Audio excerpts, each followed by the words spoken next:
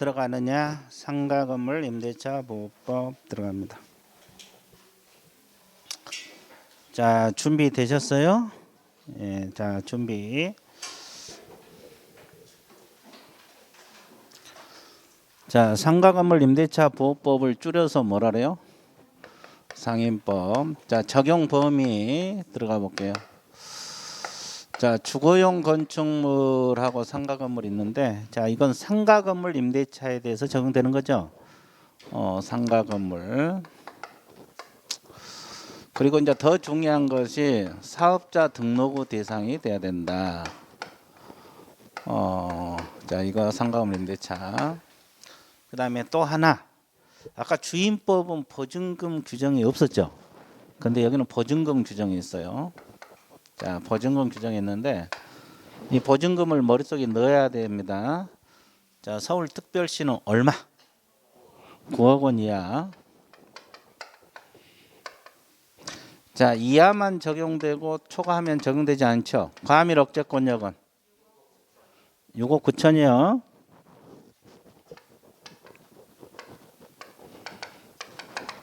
자, 광역시는 5억 4천만 원. 그 밖의 지역은 3억 7천. 자, 이거 머릿속에 넣어야 돼. 왜냐면 이걸 갖고 응용해서 문제가 만들어져요. 특히 상임법은 이 보증금 이 파트가 중요해요. 왜냐하면 나머지 내용들은 주임법은 원리는 같잖아요. 내용만 조금씩 다르지. 그래서 이제 이것이 가장 중요해요. 그리고 이제 월세가 있으면 환산을 해야 돼, 안 해야 돼? 해야 돼. 그럼 환산 공식이 보증금 플러스 월세 곱하기 100. 100 보증금 플러스 월세 곱하기 100. 그럼 연속. 자, 그러면 보증금 5억에 월세 100만 원이다. 그럼 100만 곱하기 100이죠. 그럼 얼마? 6억이잖아, 이거. 6억이면 자, 서울에서는 상임법이 적용돼야 안 돼요? 에? 되죠. 9억 원 이하니까. 과밀 억제권역은 적용되죠. 근데 광역시는 왜? 5억 4천을 넘어섰으니까 그밖에 적도 안 돼. 그래서 일단은 월세가 있으면 환산을 해서 저기다 대입하면 되고. 됐어요? 자, 그다음에 또 하나 알아둘 것이 예외적으로 저 금액을 초과했는데도 상임법이 적용되는 법 규정들이 있어 없어? 이건 무조건 외우라 그랬어요. 자, 대항력 또 계약 갱신 요구권 그리고 계약갱신 특례 규정 다 같이 묶어서 공부를 하면 되고. 자, 그 다음에 권리금 해수기의 보호 있잖아요. 해수기의 보호 규정. 자, 그 다음에 표준 뭐다 그랬어요? 권리금 계약서. 표준 권리금 계약서하고 상가 건물 임대차 표준 계약서가 있잖아요. 상가 건물 임대차 표준 계약서. 이해됐어요? 자, 그 다음에 마지막으로 뭐요? 차임 연체하고 계약 해지 규정이 있어요. 자, 몇 기 차임을 연체했을 때, 상기 차임을 연체했을 때. 됐어요? 자, 이것을 약정해서 뭐예요? 대개검표차 이렇게 한개하면 돼요. 어떻게 한다? 대개검표차. 이 상임법 법 규정이거든요. 저 규정은 금액과 관계없이 무조건 상임법이 적용돼요. 그러니까 보증금 10억짜리도 계약갱신 요구할 수가 있는 거지. 계약갱신 요구할 수가 있다고. 이해됐어요? 예. 9억 넘어서더라도 계약갱신 요구는 행사할 수 있다고. 이해됐어요? 예. 자, 그래서 저 법 규정은 그렇다 이 말이에요. 됐죠? 자, 여기까지 일단 그럼 몇 가지 더 하고. 아까 우리가 주임법에서는 일반 법인은 적용되지 않고 세 가지 법인만 적용된다 그랬죠. 근데 상임법은 일반 법인도 적용이 됩니까? 안 됩니까? 적용돼요. 일반 법인도 적용이 된다는 거. 그다음에 미등기 전세도 적용되겠어요? 예, 똑같아요, 이건. 똑같고. 자, 일시 사용 임대차는 적용돼야 안 돼? 이것도 주임법하고 똑같죠? 자, 이런 거. 이제 법인은 차이가 있는 거고. 정의되고 있죠? 자, 그럼 밑줄 그을게요. 자, 대상 건물은 사업자 등록 후 대상이 되는 상가 건물 임대차 밑줄 그으시고. 그 다음에 사업자 등록 대상 개인 동그라미, 법인 동그라미. 법인 동그라미. 그리고 대상 보증금, 다음 보증금을 초과하는 초과하는 임대차는 적용되지 않는다. 초과하는 임대차는 적용한다 안 한다. 그러면 A적으로 대항력에서 대동그라미. 계약갱신 요건에서 개, 특례 같이 묶어서 같은 개로 공부하면 되고, 권리금 해소기에 보호에서 권, 표준 권리금 계약서, 상가 건물 임대차 표준 계약서에서 표, 차임 연체와 계약 해지 규정에서 차. 됐죠? 그러면 이걸 어떻게 공부하세요? 대개 권표차 이렇게 합니다. 어떻게 한다? 대개 권표차. 어떻게? 대개 권표차.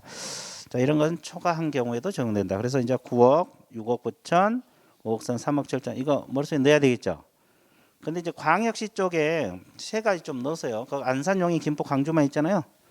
그 세 가지 넣어서 빠져 있어요. 세종시, 파주시, 화성시 넣었어요. 광역시 쪽에 안산, 용인, 김포, 광주만 들어 있잖아요. 세종시, 파주시, 화성시, 세파화 더 들어갑니다. 적었어요? 세종시는 세종특별자치시. 근데 이제 줄여서 그냥 세종시, 파주시, 화성시. 적었어요? 이것도 광역시 쪽에 들어가요. 자, 오른쪽 118페이지 양가로 4번 미등기 전세도 적용한다. 일시사용 임대차 적용하지 않는다. 나와 있죠? 자, 그래서 그 정도. 그 다음에 대항력은 아까 우리가 주임법하고 했던 거 똑같죠? 똑같습니다. 다만 차이점이 뭐예요? 주주 대신 뭐예요? 건물의 인도에서 건, 사업자 등록 신청에서 건사입니다. 똑같아요. 원리는 주주 대신 건사, 건물 인도, 사업자 등록 신청.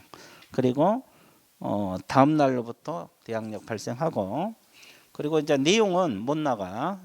양수인은 임대인 지위를 뭐한 것으로 본다? 승계한 것으로 본다. 다 똑같잖아요. 그 다음에 기간, 이것도 똑같은데 주임법은 아까 2년이라 그랬죠. 여기는 몇 년? 1년. 근데 임차인은 1년 미만을 주장할 수가 있어 없어? 있어요. 원리는 똑같아요. 그럼 우리 법에서 지금 기간 나와 있죠. 상임법은 최단위 몇 년?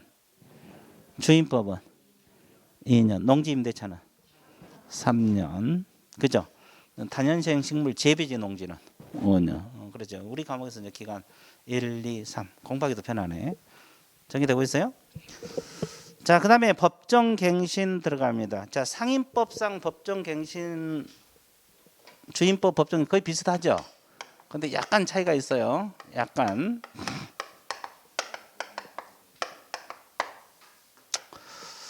자, 상임법상 법정갱신은 자, 여기가 임대인이고 여기가 뭐였어요? 임차인. 아까 주임법은 6개월에서 몇 개월 전까지. 여기는 1개월 전까지. 이해됐어요? 자, 근데 임차인 쪽에서는 아까 임차인 쪽에서 주임법은 2개월 전까지 있었죠. 여기는 이 규정 자체가 없어. 규정 자체가 없어요. 그리고 이제 전 임대차 동의를 하고, 자, 그다음에 여기는 기간은 몇 년으로 봐? 1년입니다. 자, 이거. 그래서 거기 보면 임대인은 6개월에서 1개월 전까지 밑줄 그어 넣으시고, 근데 그 세 줄 보면은 임차인은 아무 말이 없죠. 그리고 이제 전속 기간만 몇 년? 1년 나와 있죠. 그 차이. 그리고 이제 갱신된 이후에 언제든지 해지 통고할 수 있어 없어요? 그럼 몇 개월 후에 효력 발생? 3개월 후죠. 3개월 후에 효력이 발생이 된다. 몇 개월 후에? 이제 이거 알고 있는 게 좋습니다. 여기까지 정리됐죠? 자, 그러면 이 정도. 자, 그다음에 3번 임차인의 계약갱신 요건. 이것도 이제 주임법과 원리는 같죠. 내용이 여기도 약간 차이가 있어요. 바로 책을 보세요. 임대인은 임차인 임대차 만료 6월에서 몇 월 사이? 1월. 주임법은 아까 6월에서 2월. 6월에서 1월 몇 적었어요. 계약갱신 요구할 수 있죠? 그럼 원칙적으로 거절하지 못하고 예외적으로 거절 사유가 있으면 거절할 수 있다 그랬죠? 그러면 한번 체크할게요. 기억만 별표 쳐서 이게 차이점이에요. 주임법하고 차이점. 몇 기 차임? 나머지 다 똑같아요. 실거주 목적 이런 거 없고 나머지는 다 똑같습니다. 그럼 이제 니은도 어떻게 해요? 임차인 거짓 그 밖에 부정한 임차 거절 사유. 디귿도 마찬가지 서로 합의하에 가로로 묶어 놓으세요. 서로 합의하에 상당한 보상 제공. 됐어요? 자, 니을은 뭐가 또 키포인트라서 동의 없이 전대. 전부 일부 전대. 그다음에 미음은 뭐가 키포인트? 중대한 과실, 경과실 X. 그리고 이제 비읍은 뭐가 키포인트? 일부 멸실. 전부는 당연한 거고 일부 멸실. 공부하는 방법 똑같아요. 다 똑같잖아요. 그다음에 시옷은 뭐요? 철거나 재건축은 뭐라 했어요? 대부분 첫째 주로다. 철거나 재건축은 대부분. 그리고 이제 이응. 이응이 그 앞으로 나와야 되는데 밑에가 시 밑에가 있네. 임차인의 의무를 현재 위반하거나 전속 중대한 사유 이런 거. 그리고 이제 2번에 보면 우리가 아까 주임법은 딱 한 번에 2년까지 계약갱신할 수 있다 그랬죠. 여기는 횟수로 따진 게 아니라 기간으로 따져요. 몇 년? 10년. 횟수로 따진 게 아니라 기간으로 따진데 10년이고 최초 임대차는 포함해서 10년이에요. 포함한 동그라미. 포함한. 그러죠? 그죠? 그러면 갱신되면 전 임대차와 동일하되 차임과 보증금은 5% 포함해서 증감할 수 있다고 나와 있죠. 나와 있어요. 그리고 이제 4번은 특례 규정이에요. 계약갱신 특례. 아까 계약갱신 특례 이거예요. 이것도 이제 금액과 관계없이 적용되는 거예요. 동그라미 4번이 계약갱신 특례. 자, 보증금액을 초과하는 임대차 계약갱신에 의해서 상가금 초세, 공과금, 주변 상가금 차임, 보증금, 부담, 경제상 변동을 고려하여 차임과 보증금을 뭐 할 수 있다? 증가. 이건 특례 규정입니다. 그 다음에 우선 변제하고 뭐가 있어요? 최우선 변제. 이것도 거의 똑같아요. 원리는. 근데 소액 보증금만 차이가 있잖아요. 자, 간단하게 적어 드릴게요. 자, 최우선 변제 요건은 건물의 인도, 사업자 등록 신청에다가 소액 보증금이 있고, 자, 효력은 선순위 권리자보다 우선한다. 후순위, 선순위 똑같죠? 자, 그리고 이 최우선은 건물가액의 몇 분의 1? 2분의 1 범위 내에서만 인정된다. 자, 그러면 여기서 소액 보증금 규정이 있죠? 소액 보증금 규정이 있어 없어? 있어요. 자, 여기서 서울특별시는 얼마? 6억 5천만 원, 6,500이죠? 6,500에서 얼마? 2,200. 자, 과밀 억제권 요금 5,500으로 해서 1,900. 자, 광역시는 3,800에서 1,300. 자, 그 밖의 지역은 3,000에서 1,000. 자, 이게 소액 보증금. 자, 이것이 주임법하고 차이점이다. 나머지 원리는 똑같잖아요. 이해됐어요? 자, 다 머릿속에 넣을 수 있겠어요? 좋았어요. 그렇죠? 아주 마음에 들어. 다 넣을 수 있어요. 아직 시간 많이 남았잖아요. 몇 개월 남았어요? 124일 남았나? 많이 남았네. 됐죠? 왜 많이 안 남았어요? 125. 엄청 많이 남았네. 자, 정리되고 있죠? 그래서 이제 왜 이것도 알아야 되냐면 이것도 아까도 얘기했지만 지문으로 뜰 수가 있거든요. 알고 있어야 돼요. 자, 그 다음에 우선 변제. 우선 변제도 원리는 똑같아요. 우선 변제 봐볼게요. 우선 변제 요건은 주택 인도 대신 건물 인도, 사업자 등록 신청, 확정일자죠. 근데 확정일자 받는 곳만 다르지. 여기서는 어디서 받아? 관할 세무서장. 세무서장에 받는다. 이것만 이제 차이점이고 효력은 후순위보다 우선한다.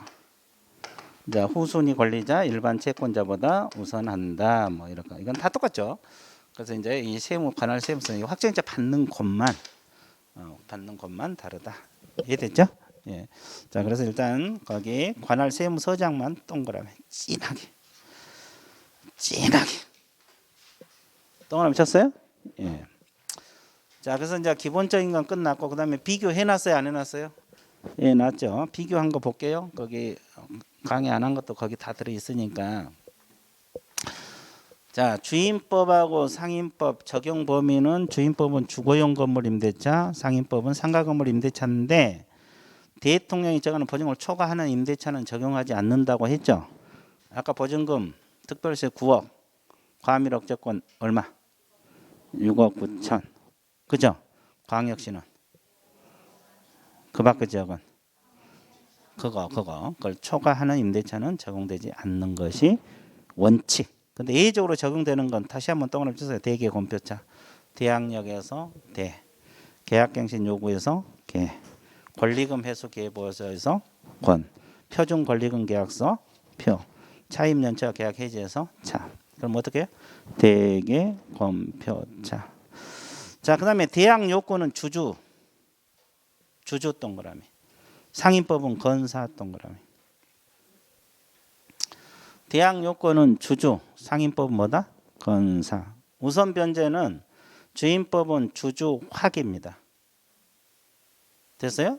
근데 확정자는 아까 어디서 만들었어요? 동주민센터, 읍면사무소, 시군구 출장소, 지방법원 지원, 법원 등기소 공중인 기억나요? 자, 상임법은 확정자 어디서 보다? 세무서장. 세무서장 동그라미. 한 군데밖에 없고.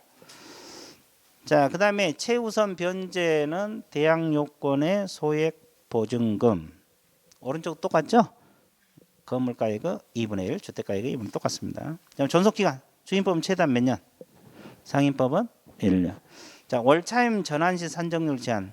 자, 이걸 좀 봐주셔야 되는데, 자, 주임법에서는 일할 이게 뭐야? 10% 거기다가 기준금리에 뭐라 그랬어요?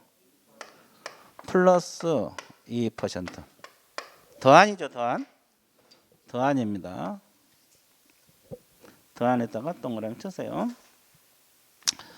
자, 그러면 기준금리가 예를 들어서 0.5다 가정을 했을 때 그럼 여기는 2.5밖에 안 나오잖아요. 그럼 여기는 10%. 뭐가 더 낮아요? 낮은 걸 기준으로 합니다. 이게 낮죠? 이걸 기준으로 해서 월세가 산정이 되는 거예요. 낮은 걸 기준으로 해요. 됐어요? 그죠? 그럼 이제 1억을 월세로 바꾼다, 보증금을. 그러면 1억 곱하기 얼마? 2.5. 그럼 얼마 나와요? 250만 원. 자, 그러면 이것이 이제 연이니까 나누기 얼마? 10이 그러면 월세가 나오는 거예요. 이게 이제 월세가. 그렇게 이제 낮은 걸 기준으로 해서 환산한다. 일단은 주임법은 더한인다. 더한. 됐어요? 그리고 이제 상임법은 1할 2푼 12%에다가 기준금리의 4.5배를 곱한이죠?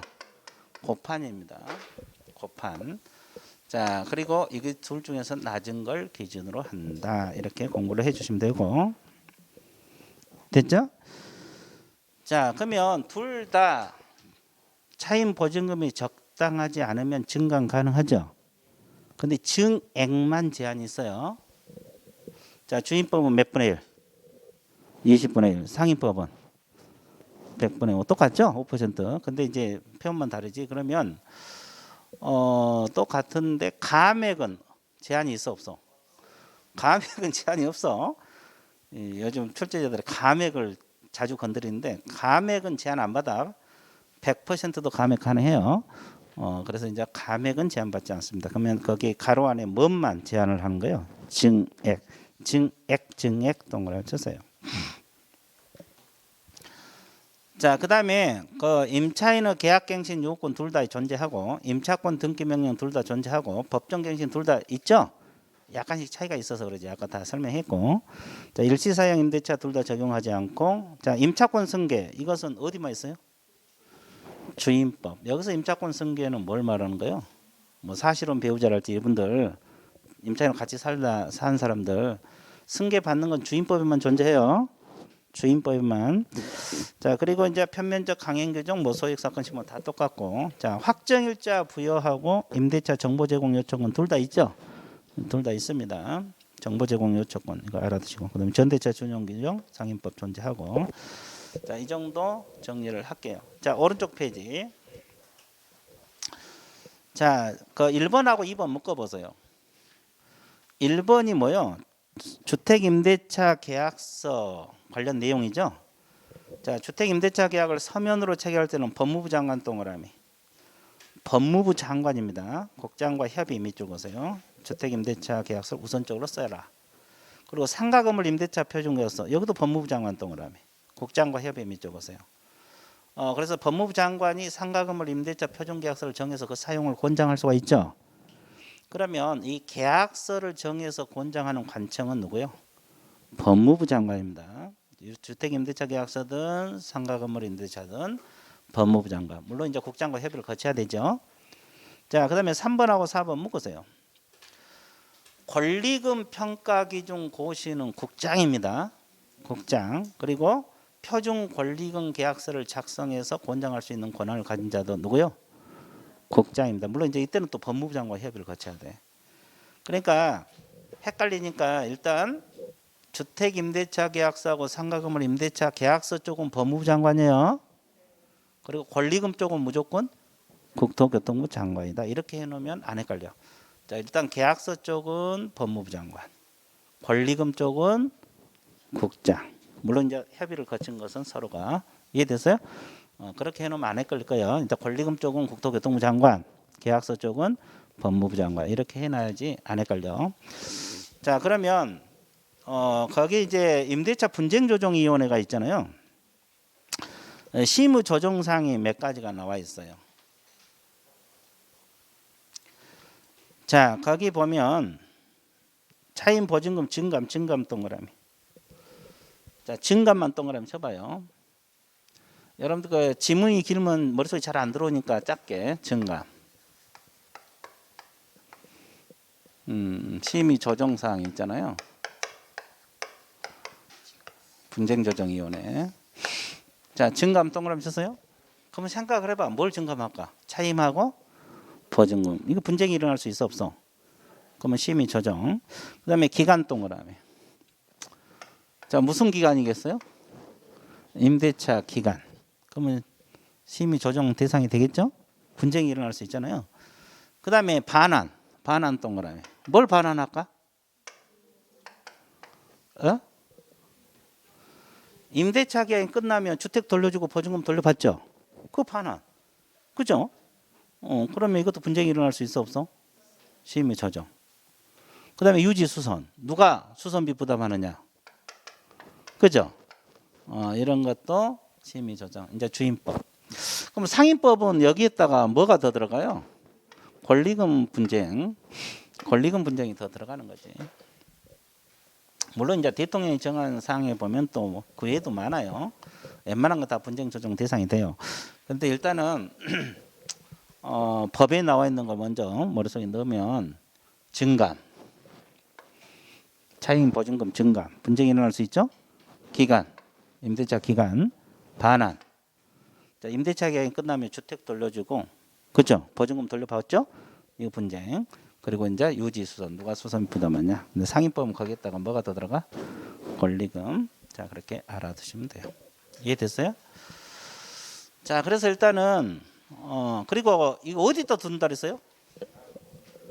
대한법률구조공단 지부에 반드시 둬야 되고, 또 한국토지주택공사 지사사무소, 또 한국부동산원 지사사무소 반드시 둬야 되고, 시도에는 둘 수 있다. 여기다 적어 넣으세요. 두는 거. 자, 대한법률구조공단 지부 적고. 적었어요? 한국토지주택공사 지사사무소 적어요. 지사.사무소. 적었어요? 한국토지주택공사 지사사무소. 그럼 한국부동산원 지사사무소. 세 가지는 묶어갖고 둔다라고 적었어요. 둔다. 반드시 둬야 되고, 그 시도는 둘 수 있답니다. 시도. 시가 무슨 시를 말해요? 특별시하고 광역시. 시도에 둘 수 있다. 그거. 자, 임대차 분쟁조정위원회. 주택 임대차든 상가 건물 임대차든 똑같아요. 분쟁조정위원회. 어차피 거기서 두 가지 다 해결하니까. 그래서 일단은 대한법률구조공단 지부, 그죠? 한국토지주택공사 지사사무소, 부동산원 지사사무소. 이건 둔다. 시도에 둘 수 있다. 자, 그 정도. 그리고 실무 조정상 자꾸 읽어 두세요. 자, 이 정도 정리할게요.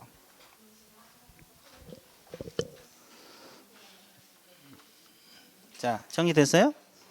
좋아요. 그 다음에 뒷페이지를 슉 넘어가 보세요.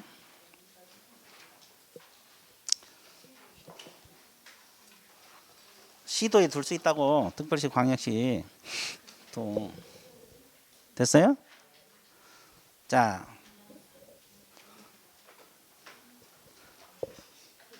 그렇죠. 정 안 되면 기본서 찾아봐.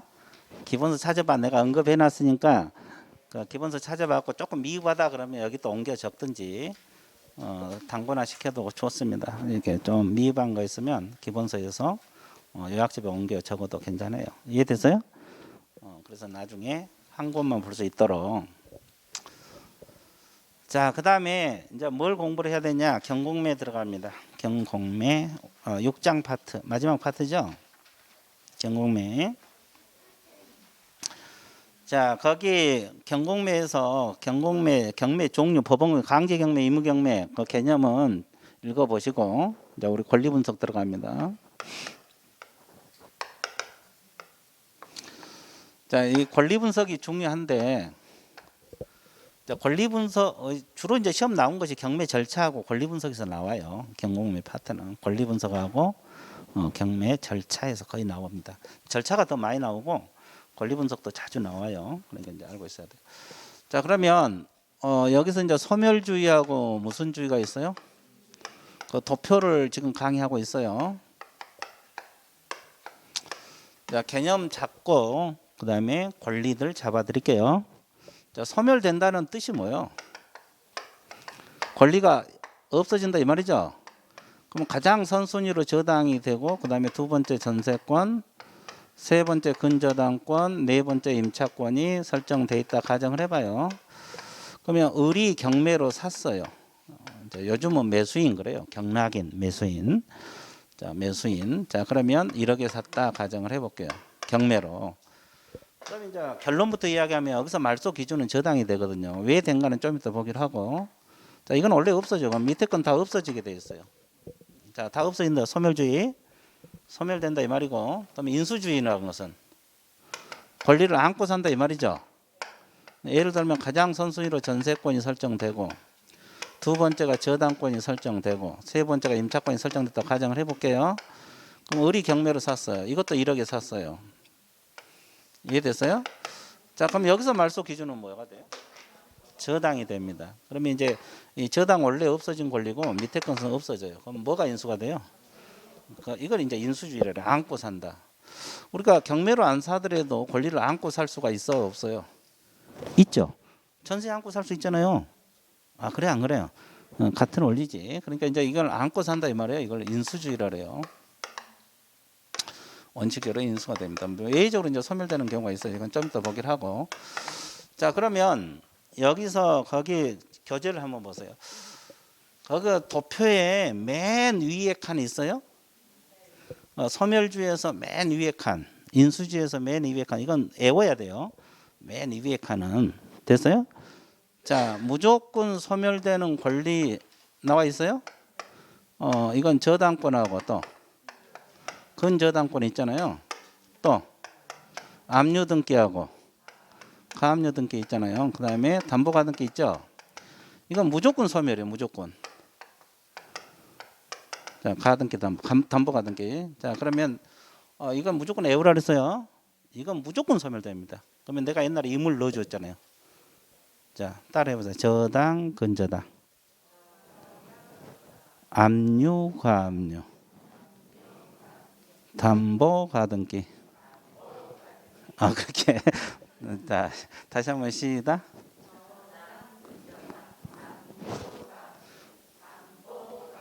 자, 이거 무조건 외워야 돼. 그러면 이건 무조건 없어지는 권리예요. 없어지는, 소멸되는 권리라고. 됐어요? 그러면 이건 또 뭐가 될 수 있어요? 말소 기준이 될 수 있어요. 말소 기준 권리는 개념은 뭐예요? 이 중에서 가장 먼저 설정된 거. 그러면 여기서 이제 무조건 소멸되는 권리가 저당하고 근저당 두 가지 있잖아요. 그 중에서 앞에 거의 말소 기준이에요. 정리돼 있어요? 그럼 밑에 건 다 없어져요. 그래서 이건 원래 무조건 소멸되는 권리니까 소멸되는 거고 밑에 건 다 없어져. 그죠? 그러면 여기서 이제 가압류가 가장 먼저 돼 있다면 뭐가 말소 기준? 가압류가 말소 기준이 되는 거예요. 이해됐어요? 그래서 이제 이 소멸되는 권리 중에서 가장 먼저 설정된 권리가 말소 기준이 된다. 됐어요? 자, 그러면 여기는 셋 중에서 저당이 말소 기준이 되겠죠? 자, 이 중에서 가장 먼저 설정된 거니까.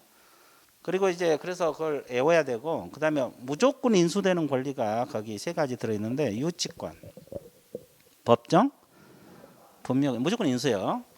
그러니까 원래 저당 밑에 유치권 그 이후에 유치권이 설정됐다면 없어져야 맞죠.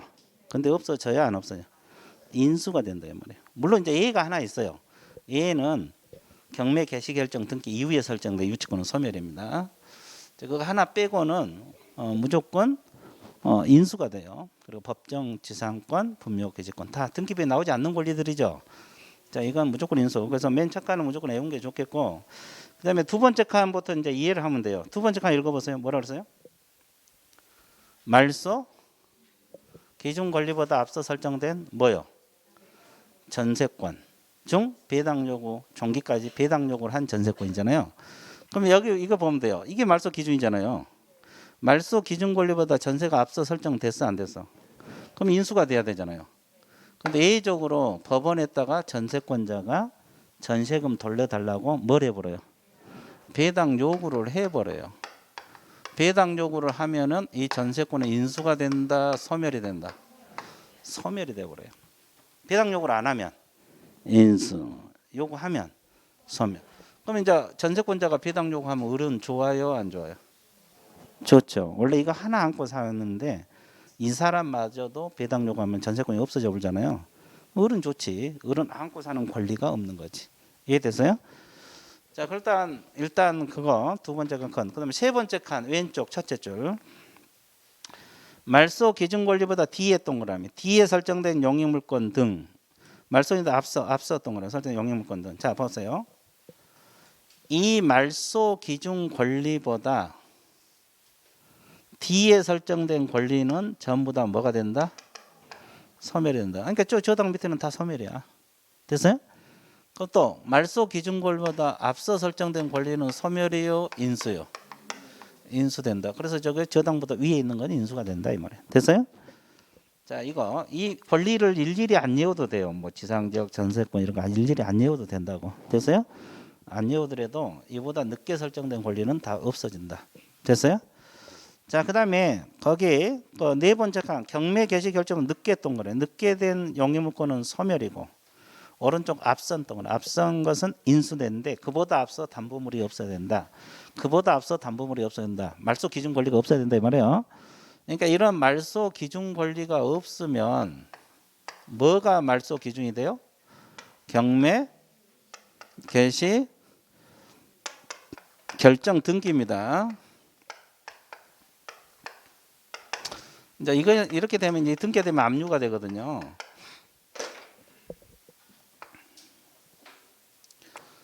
자, 이보다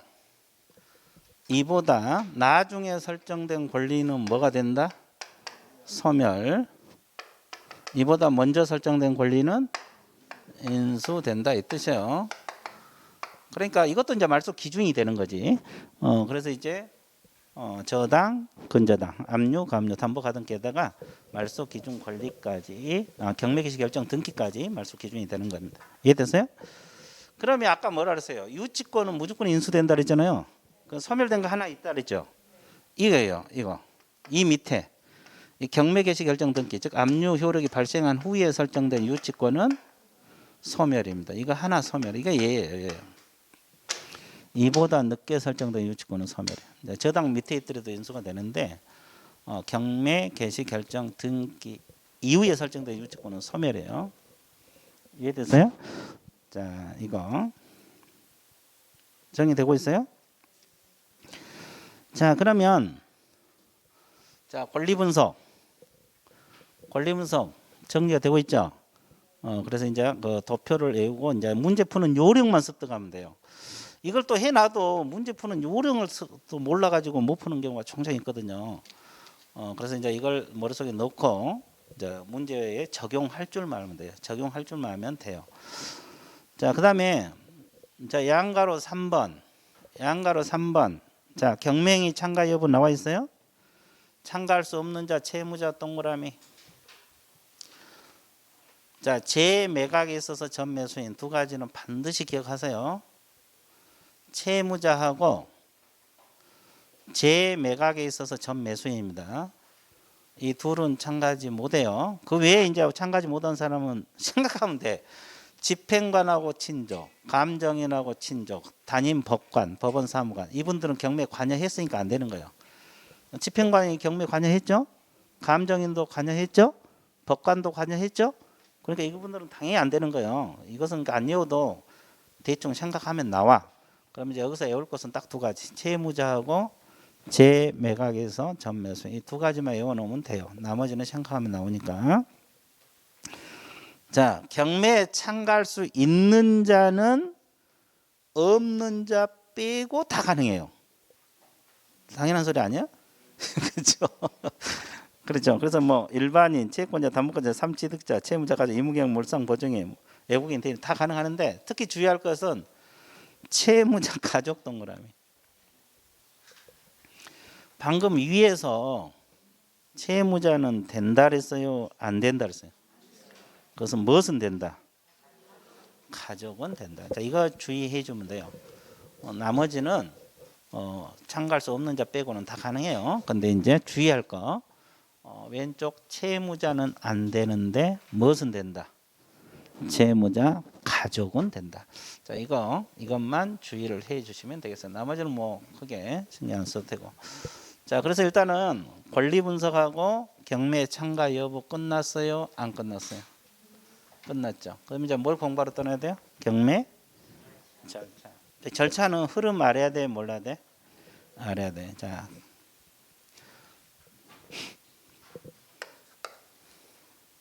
그래서 이제 이것도 몇 번 해서 뭐 크게 어려운 건 없어요.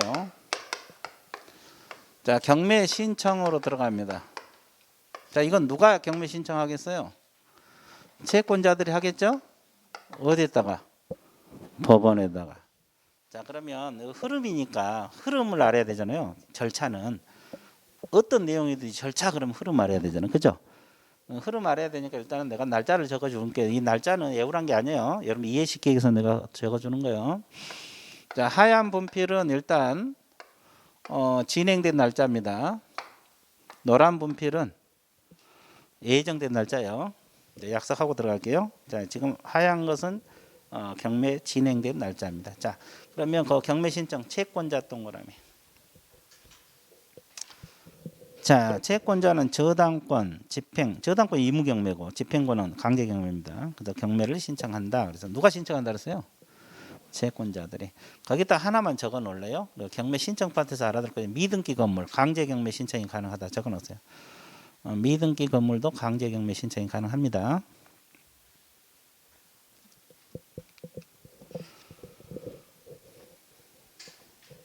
자, 적어 놨어요? 자, 그러면 여기서 또 하나 알아둘 것이 여기서 이제 경매 신청이 들어가면 법원에서 경매 개시 결정을 합니다. 자, 경매 개시 결정을 하면 압류가 되거든요. 자, 1월 3일 날 압류가 됐다고 가정을 해볼게요. 그럼 이제 압류 효력은 언제 발생하느냐? 이것도 이제 과거에 이 지문이 시험 나온 적이 있거든요. 딱 한 번 나왔어, 한 번 이 지문. 그래서 내가 이제 위쪽은 뭐 잘 안 나온다 그랬잖아요. 지문 한 번 나오는데 경매 개시 결정 사실을 채무자에게 송달하거나 경매 개시 결정 뭐가 될 때 등기가 될 때 압류 효력이 발생이 돼요. 이제 압류가 되면 이제 소유자가 임의적으로 이 물건을 처분하지 못하겠죠. 압류 풀기 전까지는 이제 경매 들어가야 되니까. 됐어요? 그러면 이 경매 개시 결정 등기 이거 여러 가지 의미를 가지고 있잖아요.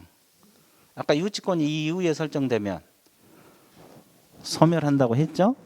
그리고 아까 최우선 변제 받을 때 주주 소액보증 주주는 여기 때까지 갖춰야 되거든요. 이해됐어요? 그래서 이제 여러 가지 의미를 가지고 있어요. 자, 그래서 그럼 밑줄 보세요.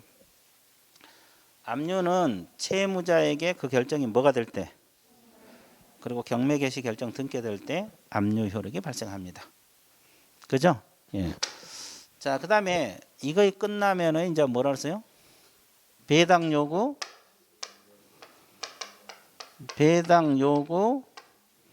종기를 결정을 해서 공고를 하게 돼 있어요. 자, 그러면 이건 1월 5일 날 공고했다고 가정을 해 볼게요. 그럼 배당 요구는 언제로 잡아놨느냐? 아까 노란 문피는 뭐라 그랬어요? 예정된 날짜라 그랬죠? 2월 5일로 잡았다 가정을 해 볼게요. 그러면 미리 배당 요구 종기를 잡아서 알려줘야 돼, 안 알려줘야 돼? 그러니까 미리 지금 이 칠판에서 한 달 전이죠? 공고를 한 거예요. 그러니까 돈 받아갈 사람은 언제까지 배당 요구하라고? 2월 5일까지 배당 요구하라. 배당 요구하라. 이해됐어요? 자, 그러면 자 미리 공고를 합니다. 그죠? 그래서 그 책을 보세요. 자, 배당 요구 종기 결정 압류 효력이 생길 때부터 일주일 이내 종기를 결정하여 공고하도록 돼 있는데 이렇게 이날로부터 일주일이네요. 이틀밖에 안 됐네. 일주일 이내 공고를 하게 돼 있는데 이해됐어요? 자, 그러면 여기서 하나 짚고 넘어갈 것이 거기 하나 적으세요. 이 배당 요구 종기를 법원에서 잡을 때 1000메가길 이전으로 잡아서 공고하도록 돼 있어요. 자, 거기다 적어서 배당 요구 종기일은 1000메가길 이전이라고 적어 놓으세요. 자, 이 지문이 중요해요. 이렇게 적으세요. 배당 요구 종기일은 1000메가길 이전 이렇게 적어 놓으세요. 배당 요구 종기일은 1000메가길 이전 이렇게 적어 놓으면 돼요. 그럼 법원에서 배당 요구 종기를 잡아서 공고할 때 1000메가길 이후로 못 잡고 1000메가길 이전으로 잡아서 공고한다 이 말이야. 1000메가길 이전으로. 1000메가길 이전 적어놨어요? 예. 자, 그다음에 이거 끝나면 이제 매각 준비 단계로 들어갑니다.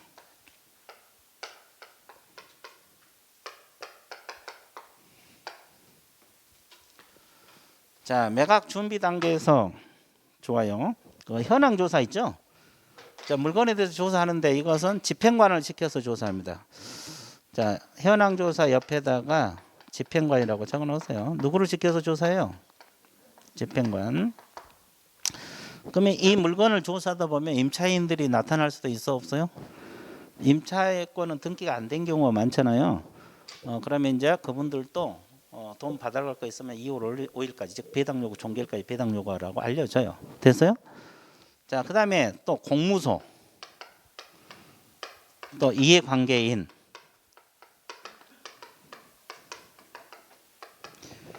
채권 신고를 뭐 하게 돼 있어요? 채고를 하게 됐어요. 자, 여기 공무소라는 것은 조세 공가를 담당하는 공무소 생각하면 돼요. 세무서 같은데. 그러면 저 물건이 경매 들어갈 정도면 세금도 많이 밀렸겠어, 안 밀렸겠어? 밀렸겠죠. 또 이해관계인 등기부상에 나타난 권리자에게 채권 신고하라고 독촉을 한다는 거예요. 그죠? 돈 받아가려면 세무서에다가 빨리 배당 요구하라. 배당 요구 종일까 배당 요구하라고 알려줘. 이해됐어요? 그죠? 세금도 배당 순위에서 되게 빠르거든요. 경매 넘어갈 때. 그러면 이제 이거 미리 채고를 하고 그리고 이제 부동산을 평가를 해요. 누구를 시켜서 평가하겠어요? 감정인, 감정평가사. 그래서 아까 우리가 뭐라 했어요? 감정인하고 그 친족 경매에 참가한다 못한다? 아까 집행관하고 그 친족 경매에 참가한다 못한다? 감정인하고 친족 참가 못한다 그랬죠? 이분들 관여했으니까 안 되는 거예요. 법관도 마찬가지고. 됐어요? 그래서 이제 이렇게 하고 최저 매각 가격을 결정을 합니다. 자, 최저 매각 가격을 결정을 하는데 예를 들어서 이걸 감정평가사 1억에 평가했다 가정을 해봐. 그러면 1억 밑으로 판다는 거야, 안 판다는 거야? 안 판다는 거지. 됐죠? 그리고 이제 매각물건 명세서, 매각물건 명세서 작성 비치합니다. 이 매각물건 명세서는 매각기 일주일 전에만 나와요. 매각기 일주일 전에. 그래서 그러면 여기 매각물건 명세서 보면 그 말소 기준 권리가 나와 있어요.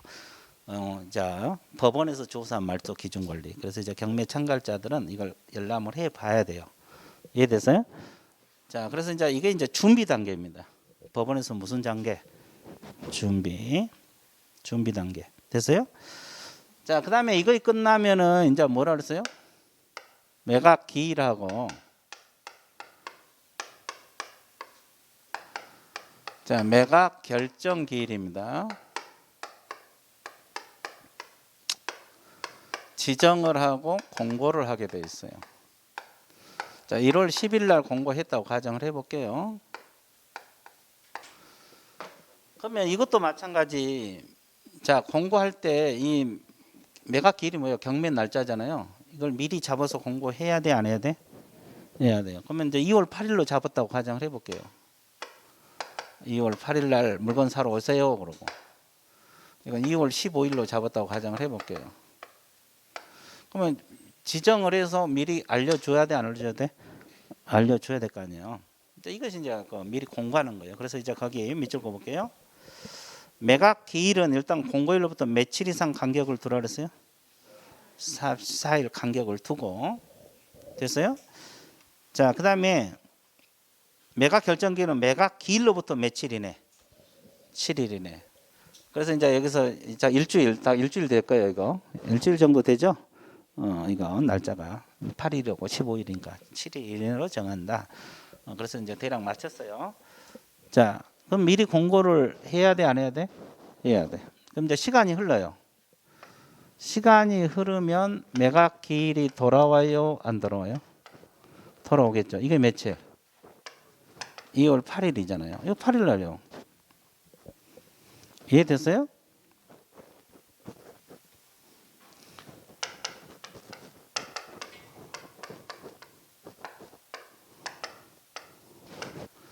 자, 이렇게 해서 이렇게 쭉 진행이 됩니다.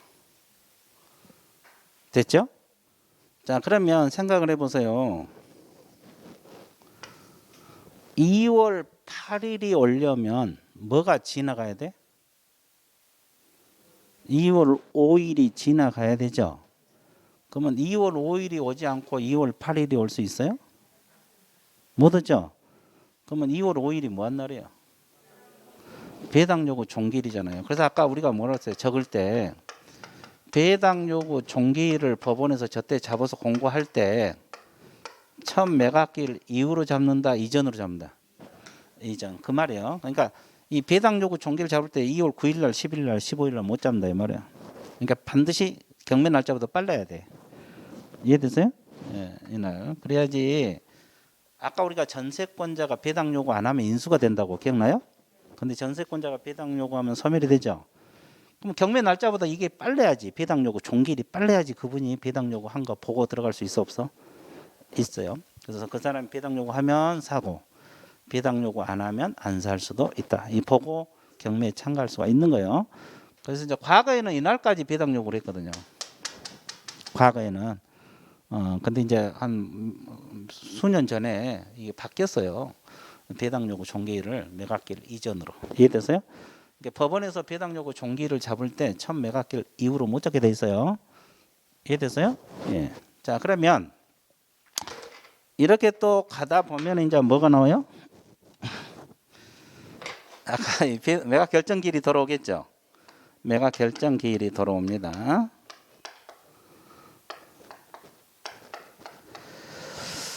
자, 여기서는 자 개념이 뭐요? 매각 기일하고 이건 무슨 기일? 결정이란 단어가 더 들어가죠? 결정이란 단어가 더 들어가요. 이거요.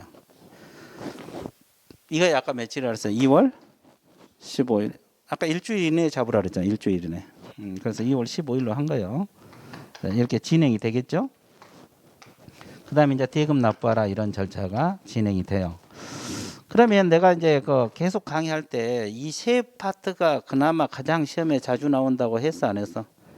했어요. 거의 다 경매 절차 문제가 나오면 이제 저 앞쪽에서도 간혹가다 나오지만 거의 다 이 파트에서 나와요. 이 파트, 이 세 파트에서 거의 다. 왜냐하면 경매한 날짜가 중요하잖아요.